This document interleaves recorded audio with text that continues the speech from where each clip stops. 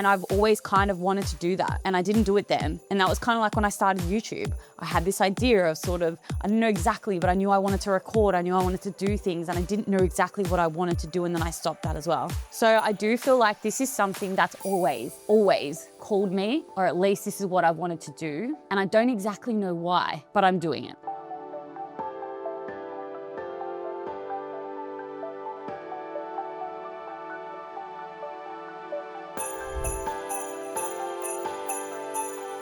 So the past month, I have felt like a mixture, which is really interesting. A mixture of feeling like a little bit lost, a little bit like not really sure of where I'm going, what I'm doing, where I'm headed. But then at the same time, I have felt like, and I know this is like a weird way to say it, but I felt like a horse that's trying to get out of a stable, and literally it's like they open the gates, you start to gallop, and then they stop you. Or another way to probably explain it is I feel like I'm running towards something, like I get started and then literally it's like something pulls me back. And I want to say this very carefully because being a parent is amazing and I love it and I love my kids. But something that I feel like I've realized recently after having kids, after being 35 and not really having a career, is I feel like I'm just starting. And when I say held back, or like not held back, but like pulled back, like the past couple of weeks, I'm like, okay, let's get into it. Let's create content. Let's do this. Like I'm doing the Jessie Jean Yap challenge. I'm like, let's record. And then I would record and something would happen. And then I would like start to edit and something would happen. And every second week for the past 2 months, maybe even 3, between renovating and just kids being sick, which is absolutely, of course, gonna happen. But it's happened like every second week. I think I've been to the doctors 7 times in the past 2 weeks. Hand, foot and mouth disease, ear infections, like cold, just it's like all happening. And I love my kids and I'm in no way shape, and I'm so conscious of the way that I say this because I always think to like, what if my kids watch this one day? And the one thing that I want them to see through this work is normalizing the idea of being a parent, but also wanting to do things for yourself as well. And I think that's the tricky line that I'm trying to manage at the moment. I'm trying to get things done. I feel like I'm racing towards, and I don't exactly know what it is, but then at the same time, things just keep happening. And I found it really challenging. Like to the point, you know, when you scream at the universe, like, why is this happening to me? Like, what do you want from me? Like I'm trying and nothing feels like it's working. That's kind of how it's felt. Like every time I tried to get a bit of momentum, something happened. And that's just life. But at the same time, I found it really challenging. And I'm not gonna lie, guys, I feel really guilty. I feel guilty about the fact that I want to push myself to these things. And something happened recently that really helped me. So if you're new to this channel, and I am doing like a new show, so this will be episode 1, but something that I feel like I needed to remember, I had this moment and I've got it here. I had this moment, this memory of being in the study at home and saying to my dad, I was creating like a card. This is actually the card. I found it, I couldn't believe it. I was creating a card and I looked at him and I said, how do you spell boss? And he was like, no, you don't want to say boss, you want to say CEO. And I was like, okay. But it was really weird because as I was feeling really lost and trying to figure things out, I went into the study and I was cleaning it up. We moved into my mum's post-renovation, lots of change at the moment as well. And I opened it up and I found it. Let's see if that's gonna. So this card literally is me at 8. My address is home. I have a club, I'm part of Playtime, and I am a CEO. And I see myself and there's like this photo of me and I'm like really cheery and happy. And it was just an interesting point because I've always felt like I'm running towards something that I don't really know what it is. And lately, because I felt so lost at the same time, I've sort of been hammering myself about why am I like this? And when I found that card, it was a really interesting point because I was like, oh, hold on. I've kind of always been like this. I've always had that drive. I've always wanted to do something big for myself. I've always wanted to push myself. And I don't exactly know where it came from, but seeing that reminded me that I've always been this way. That it's not something like I've always thought like, is it arrogant? Am I arrogant? Am I like full of myself because I want to achieve big things? And when I saw that, I was like, oh my gosh, I've literally been like that since I was a child. And I think that just reminded me in a way of who I am because I was that person then and I'm still this person now. So I think what happened was it just reminded me of a core part of myself and it felt really instead of feeling like, why am I like this? I felt like I was coming home to myself a bit more. So that's what this season of my life is about. 35, I don't have any sort of career, and I'm gonna get into that, but I'm literally starting. And I don't even wanna say starting again, I'm starting. I don't think I've ever fully found what I'm doing. I feel like I'm starting this from absolute scratch. I have built some products with AI that I'm working with at the moment that I'm doing that I actually love. I feel like it's like my art, honestly. I feel like I just love building, but I do feel like I'm starting from zero. And I'm gonna explain all of that as we go today. I am gonna explain like how I ended up at 35 with kids, a great family, and absolutely no career. Like, how did I end up here? And I think the thing is that at 35, it's a really interesting place to be because it's not that I have had a career and I'm transitioning. I feel like everyone around me has a business or a career and they're pretty far into it. They're a good 10, 15 years into it. And I've just never had any of that. And I have felt that. For the past couple of years, I've really felt that. I've really felt the struggle of that. And one thing that I am learning about myself is balance. I absolutely love being a parent, but I also need to balance that with something, and I don't know what that something is, and that's what this journey is. Figuring that out for myself. And I feel odd saying this, but I think it needs to be said because I do want to, and not this part, but I want to make money from something. I want to build something for myself. I want to create things. I know all of this, but something I feel like I want to be really clear on, and something I feel is important for my kids to hear as well is, while I understand the benefits of making these choices for my kids, for example, the long term, like my husband works really hard and he does a great job. He has his own business. And he sees the benefits that that's gonna have for our kids, and I feel the same, but ultimately I wanna do this for myself. I want to, yes, show my kids that you can start at any age, or, how to sort of find yourself at the age that you're at, no matter where you're at, but I really wanna do this for myself. And it's the first time that I've said that, and it's very intimidating for me to say that, but I just wanna be really honest that because sometimes I see people's journeys and they're like, I'm doing it for my kids. And I think that gets in my head as a parent and I'm like, oh, I should be doing this for my kids. But the reality of it is that yes, I do see the benefits of doing this for my kids in terms of future situations. Like if I make more money, I can send them to a better school. We can travel more. There's so much that I would like to do with my kids that money would allow me to do. But at the same time, I fully recognize and I want to be super clear that I am doing this for myself, that I really want to find something for myself. I want to find, I just want to follow with the things that I feel like are calling me. And so this is what this season is about. I am creating a show because I think that this is the way that we're heading. I'm going to be honest. And the past couple of episodes I've done have been a little bit. So this episode is just literally a rundown of who I am, how I got here. And that's something that I've been thinking about and reflecting on as well. And even, I'm gonna show you this because I feel like this is such an important thing. I created something and I'm gonna show you.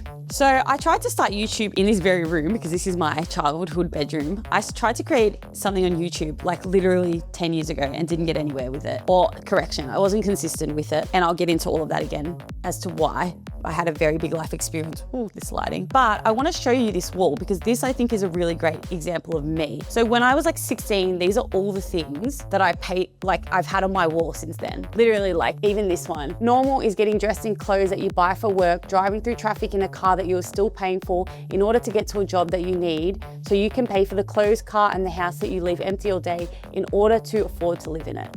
This is just how I've been. And again, this is 16, I reckon I did this. I wrote quotes, and especially I put this up, and I don't think I fully understood it. But then when I came back into my bedroom, literally 35, I looked at it and I was like, this makes so much sense. Honor the space between no longer and not yet. And I feel like that's exactly where I am right now. And one of the ones that I still think of often is this one. My heart is at ease knowing that what was meant for me will never miss me, and that what misses me was never meant for me. It doesn't have it. But this is I have been like this, guys, since I was very young. I don't know how to explain it. Always looking for something, always trying to achieve something, always wanting to do the drive. Imagine if I had actually stuck with YouTube for 10 years. Imagine where I would be now. And the thing is, I don't think I would have been able to keep going with it because I wasn't the person that I needed to be then. And I'm not stressed about that. I don't look at things and go, oh, if only, because I fully recognize that to continue with that, I would have had to have been a certain person. And actually, to be honest with you, what happened was I did this video that popped off. I did this video that did really well. And it was a Marie Kondo video and it was a folding video, which I love organizing, but I'm not your organizing gal, recording content. But the thing is, at the time I was very focused on what I should be doing, or what I thought I should be doing versus what I actually wanted to do. And so what happened was I did this video and it started popping off, like literally got all these views. I built up my channel to like 3,000 people and it happened all really quickly. And then I saw this comment from this lady and there was some mean comments here. Like I was folding towels and at the time I just started YouTube, but like the thing with me is like when I go into something, I go wholeheartedly. So I had like the full setup, the lights, the camera, everything. And I was folding the towels on the floor to do like an overhead. Didn't think to fold them anywhere else. And I folded them and then, I did the whole video and this lady was like, that's disgusting. You're folding your towels on the floor. And another lady was like, oh my God, this girl's voice is so annoying. And I think when I saw comments like that, given where I was at that stage of my life, it just didn't, it kind of threw me and I think longer than what I realized. And so I kind of stayed off social media for a while after that. And it's taken me a good 10 years to get comfortable with it. So let's get into the hard parts because now I'm going to explain why I'm where I am. And I think that's really important for this intro episode because I think it gives context as to why I am where I am as well and why I'm the way I am. So the first thing is I've never really worked in a business setting like in an office for very long. I worked at Cotton On for the Aussies. I worked at Cotton On, I worked at Typo. I worked in the head office for about 8 months. And I did get a job after certain things in my life. And I was like, I just wanted an easy job. I don't want anything. And then ended up working for my husband. So good old Claude, thank you, kicked my ass this week when I was doing some reflecting about why I found, and I know you might think this is weird because I really love long form. I can do a good chatty long vlog and like, this is how I would talk to my best friend. I'm not phased at all, but give me short form and I struggle like a champ. And I don't know what it is about short form. I think it's just something about having to like cut and get into like the key things that I'm like, I can't do this. But there's something about short form that just doesn't land for me. So first things first, something Claude has told me. I have always gone where I'm needed or where I'm told to go. And that has that's just the literal like honest truth about me. I've worked for multiple businesses for my dad. We had a retail shop. And then after the retail shop, we had like a cosmetics business. And both of those I did right after uni, one after the other. So I always worked with my dad, I always worked by myself, and I always did what he wanted me to do, basically. And I remember once we were actually in Rome because the first business was like a franchise from Rome. And by the way, we were not super well off. My parents got divorced. My dad had money from the divorce and he wanted to invest it in some businesses. I believe he might have used it all, to be honest with you, but that's not the point.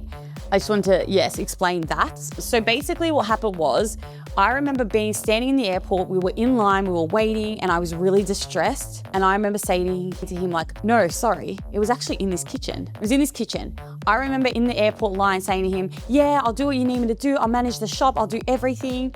And then I realized, I don't know exactly when, but I realized that I didn't want to do it. And I sat here and I stood here, literally. I was over here, literally in this spot right here, crying, saying, I don't want to do this. I feel like I haven't had an opportunity to find what I want. I'm not where I want to be. I remember saying that, I'm not where I want to be. I'm not where I want to be. And he got really upset because obviously he was like, but you told me you would do it. And now looking back, I realized that if I didn't do it, he wouldn't have anyone to do it. So I think it's a really interesting situation, like aside from that. Just that's my life and that's where I'm at. That's where I was at that point. So I remember struggling. I remember not wanting to do it. And it's actually really hard to think about now because I can think of how the fact that I was trying to voice what I wanted and voice what I needed and that I wanted to go in a different direction and I wanted to explore more. And I could see that not being heard, that my dad had a different idea of what he wanted and what he wanted for me. And it didn't align with what I was trying to say. So anyways, nonetheless, I got stuck into this shop with him and then felt really stuck because I was doing 6 days a week in a shop, like a small shop. And that was a really hard part of my life. I was working really, really hard. And then we decided to close that. And because the franchise, assholes, honestly guys, let someone open up down the road. When we did the meeting with them about the location, we did an exclusion zone. So an area where we were like, okay, you can't have anyone open up in this section. But what happened was the map was upside down. So when they looked at the map, they realized, they were like, oh my God, we've actually done the opposite side. We didn't realize. They sent it to us and they said, oh, can you please sign it? They sent it once we were already up, running and everything. And we were like, that's weird. Yes, because someone had come in, liked the idea and decided to open up down the road. That person ended up closing down too. But that was just an example, I feel like, and I've learned a lot from that. But I got stuck in that, got really sick of it, struggled, and then we finished that. And straight away, my dad introduced another business. And I remember being like, no, I don't want to know about it. And he was like, no. And like literally in that room that I showed you before, he dropped the catalog. It was LTCM, that was the name of it. It was a cosmetics company in Germany, great company, by the way, great products, great company. You just, I think, personally need more money to push cosmetics than what we had. Great, solid company. Like even now, their gel products are amazing, guys. They're really good. But I remember he threw that catalog down and left it in my room so that I would look at it. And I was like, I don't want to do this. I don't want to do this. I don't want to do this.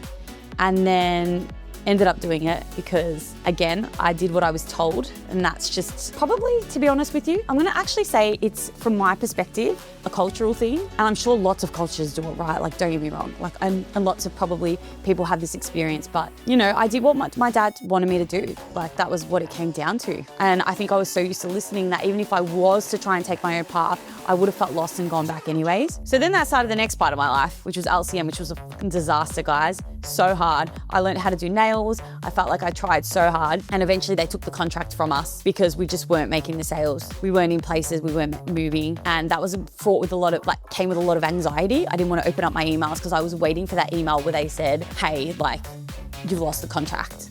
So contract was gone. And 3 times is a charm, guys. Will I ever learn? Probably not.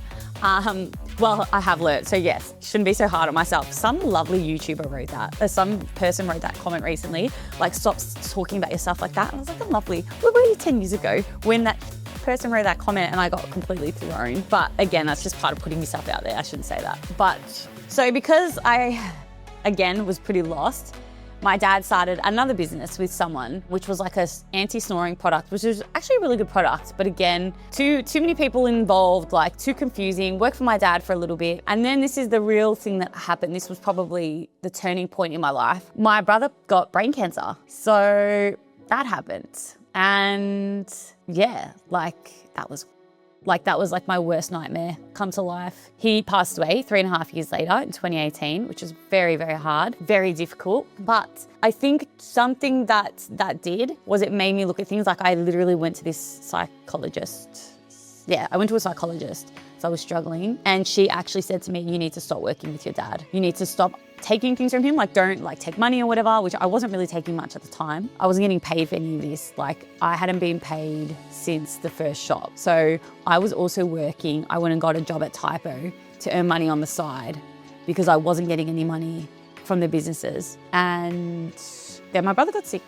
And then she was like, stop. And so I remember saying to my dad, I need to talk to you. And we were at my cousin's house, we were all leaving, and he said, what do you need to talk to me about? And I said, I'll talk to you about it later, like, this isn't the place. And he's like, no, just tell me what you have to say. And I was like, I can't do it anymore. And my dad got so upset. And now I look back at this, and guys, the relationship with my dad is has always been complicated, and I've done a lot of work since then. And reflecting on all of this makes me understand why I've been struggling so much, actually, to be honest with you, which is really good. It's good to be able to reflect on that. So then my brother got sick, and I became everything that he needed from me. And I think that I would always have made that choice. So I felt like I went from what I was told to do and where I was needed to where I was needed in another part of my life. And again, I am not saying that that is something that I would do the exact same thing today. I would, and basically, like, I became my brother's carer. I did everything for him. I took him to all his appointments, booked all his appointments, managed everything, managed his medication, did all the research around the health stuff for him. My mum did all the research on the treatment, and yeah, that became my life for 3.5 years. I did have an 8-month stint of working. That's when I went and worked at head office, and I was working at Typo then as well, casually. But I had an 8-month stint and then ended up leaving to travel to Germany with him because he got really unwell.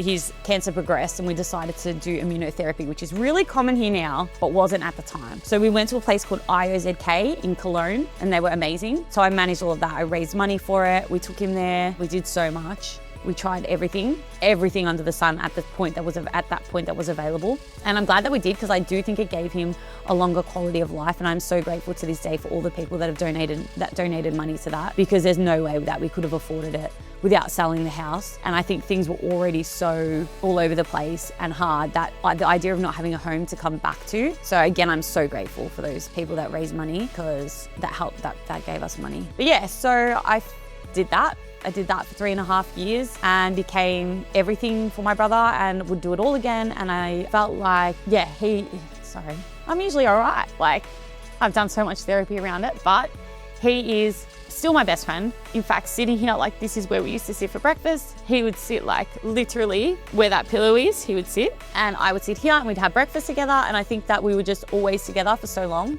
So when he passed away, like I felt really lost. Like I took a whole year off, which I'm so glad that I did that, because I remember everyone, like my grandmother, sending me resumes of jobs to get into. And I was like, I am taking the year off. I do not want to work. And I was grateful that I could do that at that point in my life. So I took the year off. I was exhausted. I literally had hair falling out. I'm not even lying. My hair was falling out. Like I was that stressed and traumatized from everything. So I took a year off. And then at the end of the year, I was like, okay, I could probably get a job. I met my husband, who's my husband now, but obviously wasn't at the time. And I remember thinking, I just want a job where I don't have to think. And I didn't realize, but at the time, later on, my therapist was like, by the way, I should add this. When I left my typo job, when I left my job to go overseas with my brother, I was kind of doing my own thing. I started a blog and I knew I wanted to try and make money and earn something for myself. So I had started things.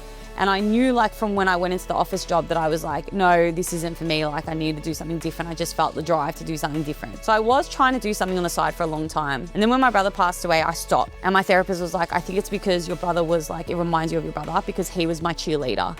He was my person that would be like, you can do this. I would talk to him about everything.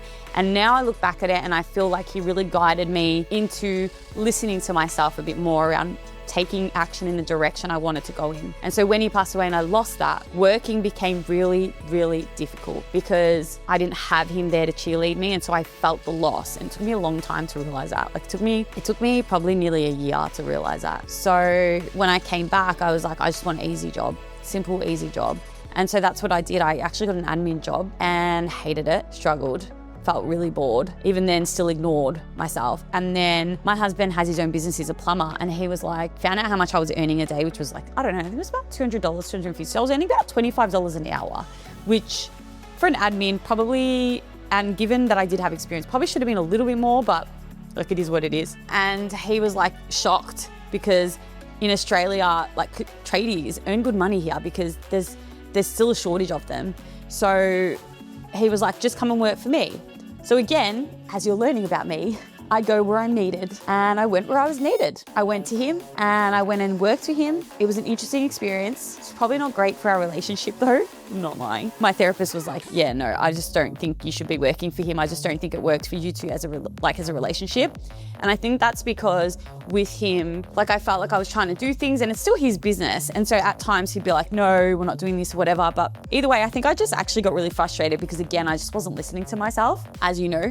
So then what happened was I decided to listen to someone else and I was listening to this therapist who was like, listen, you're really good at, and at the time I was doing a lot of reading on like therapies and stuff. And this therapist that I had just spoken to was like, oh, you should be a therapist. And I was like, that's my calling. That's what I need to do. So I went and started studying, and I started studying psychology while I was pregnant and had my daughter. Hardest thing ever.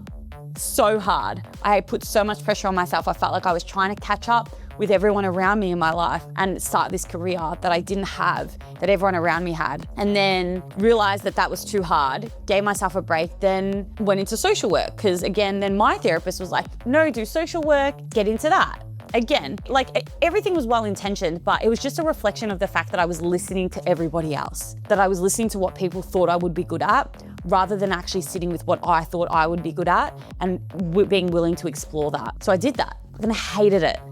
I became a monster. Like I got so angry, so resentful. I would lose it, yell at my husband, hang up on the phone, and he was like, this is not good for us, it's not good for you.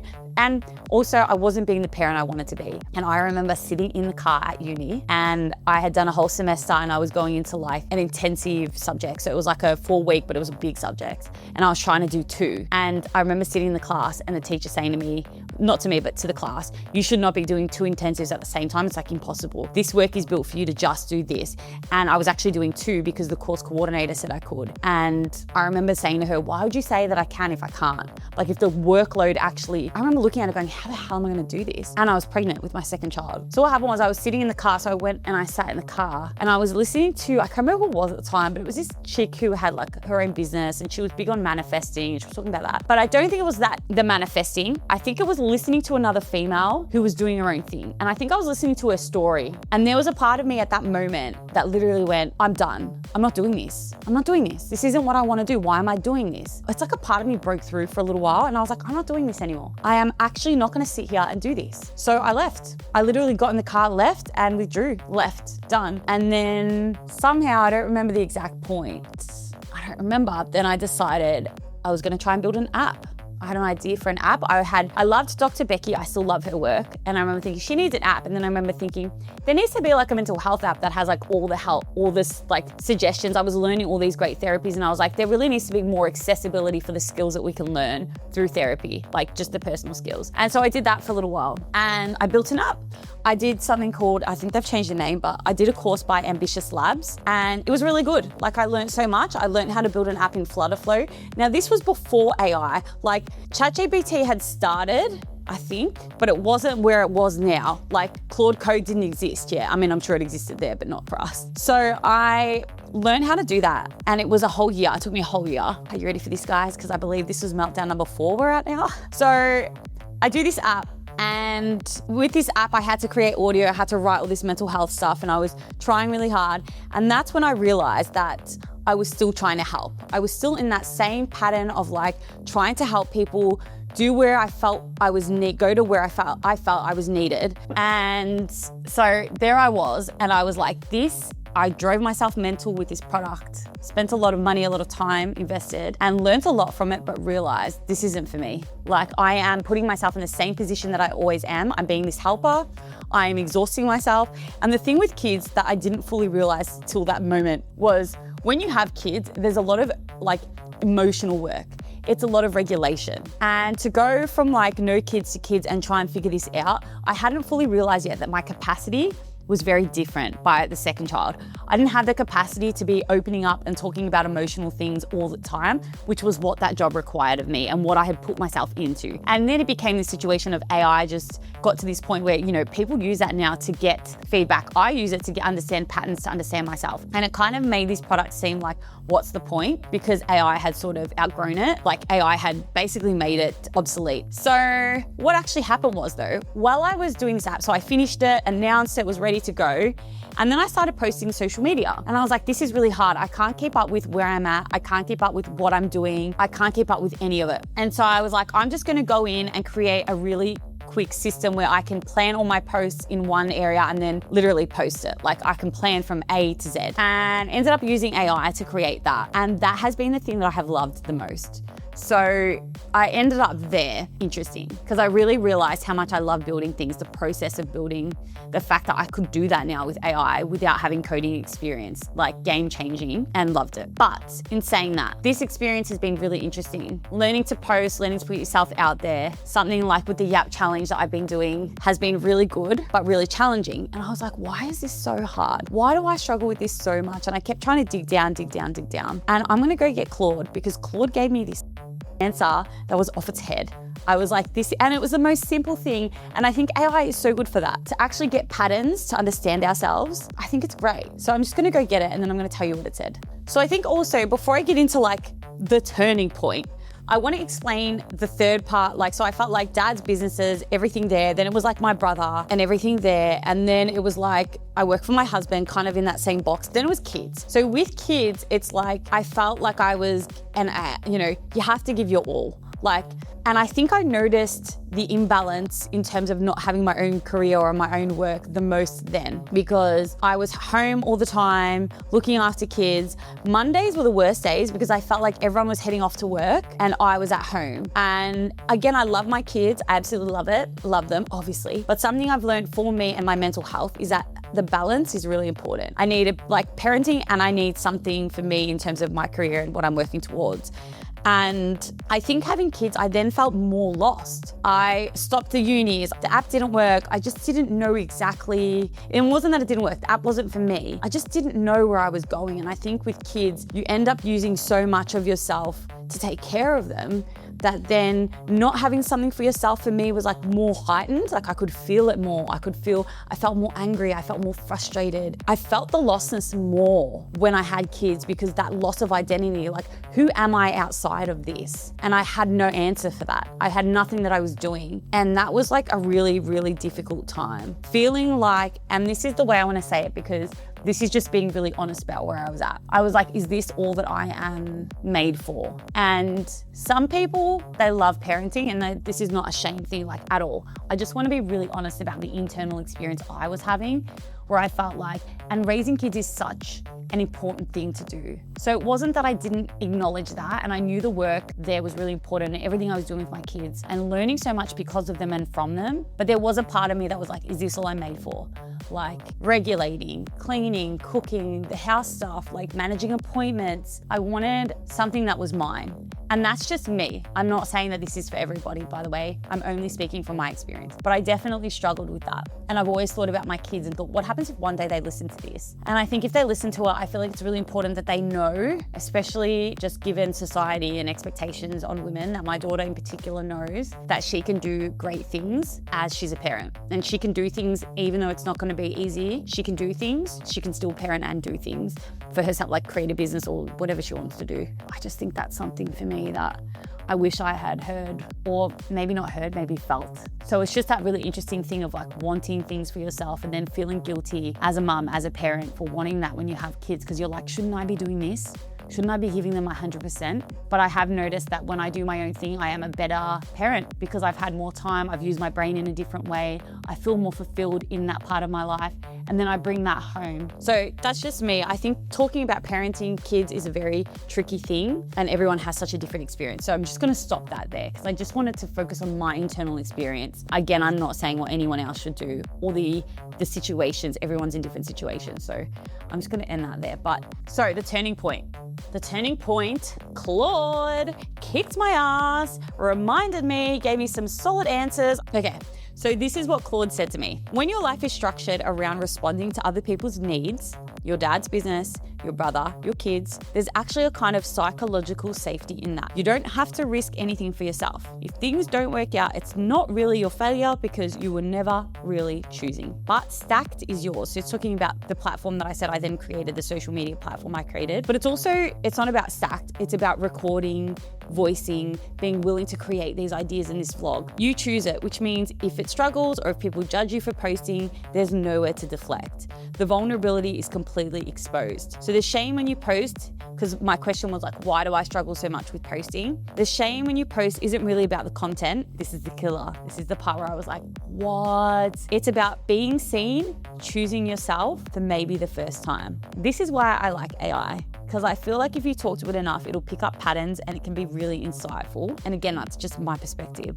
And then it says, and some part of you is braced for that to be punished or mocked. And then I asked for a family therapy lens and it said, in a family system like the one you're describing, children often develop roles unconsciously. You sound like you may have been in a caretaker or self-sacrificing role from quite young, organizing yourself around what the family needed rather than what you needed. Those roles come with unspoken rules. Your needs come last and wanting things for yourself is selfish or unsafe. So now at 35, doing something genuinely for yourself, building, posting, being visible, your nervous system still reads it as a rule violation. And then I said, part of me feels like a loser for trying this. That's just like a voice that comes up. The loser voice isn't really yours. It's an internalized family message that kept you small and useful to the system. The shame isn't evidence you're doing something wrong. It's evidence you're doing something new. That was the point that has changed the game for me this week. There was something about being seen, choosing yourself that still gives me chills when I say it, because now you can see from all my family history, like choosing myself was like not in my DNA. It's not something that I have done. So posting this, sharing this, doing this work at 35 with kids, putting it out there is the scariest thing that I think I will ever do. And I don't fully know where I'm landing yet. Like I don't fully know exactly what I'm doing. I know that I want to create something. I know that I want to make money from something. I know that I love posting in terms of long form and vlogging and talking things through. I know that I love creating things with AI. I love the content system that I've created. Like literally, I use it. This is it. Like I use it myself. I don't know what's going to happen with it. I don't know where I'm going to land with it all. So I think that what I'm seeing is, and what I want this show to be about, what what I want this vlogging and this to be about, is the journey of choosing myself. So that, you know, and if this is something that you struggle with, if you feel like, I don't know, maybe you're the same in the sense, like you're 35 and you're like, and here's the thing, like I'm seeing so many people on social media right now talking about leaving their 9 to 5. And I'm like, I don't even have a 9 to 5 to leave. Like in the sense that self-comparison kicks in of where I think I should be versus where I want to be as well, where I am, what I want to do. So this journey is about just following through with the things that I want to do, listening to myself, choosing myself, being willing to listen to myself. Even my husband's like, I just don't think that you listen to yourself enough. No, because it's really hard. Oh, sorry. No, it's really hard. Like I find that challenging. I don't have a history of that. Like it's putting myself outside of my comfort zone. And so that's really what this is about. It's about starting. It's not even like finding myself, starting over. No, like I think for me, it's just starting. It's just, again, being willing to listen to the things that come up and practicing that. And again, I don't exactly know where I'm going. I don't know where this is gonna land, but I think documenting this and being honest about where I'm at and practicing having a voice is really important, because if I don't do this now, when am I gonna do it? And I think when I realized that, like honestly, sometimes just that realization is enough to get you moving. And I felt like that's what happened to me. I heard that and I was like, that makes so much sense. Choosing myself in public feels extremely, extremely scary. So this show's about choosing myself again and again and being willing to explore what that looks like without having answers, without a plan, so to speak, without knowing where things are gonna land. And if any of this, you're like, yeah, that's me, then like join me, do it with me, tell me what you're doing, tell me what's happening for you. I really want to know, I really do. Yeah, join me if you feel like this is a journey that you're like, I want to see exactly what happens because this girl has no idea how to choose herself. But even like, just listen to myself. Okay, I'm going to end the vlog with this. I'm going to end this episode with this. I think that sometimes we have like inklings in our lives where things that we want to do, they call us early on and it's like we're not ready for them. So fun fact, when my brother passed away, I actually bought a GoPro, and I remember thinking, a GoPro and a drone. I don't know, but I ended up selling them, but nonetheless, I had this idea of like documenting my life post losing my brother and sharing like my journey of where I ended up. And I get chills now that I think about it, because I think that would have been really cool for me to practice just the art of like speaking about what was happening and putting myself out there, and I didn't do it. And I've always kind of wanted to do that, and I didn't do it then. And that was kind of like when I started YouTube.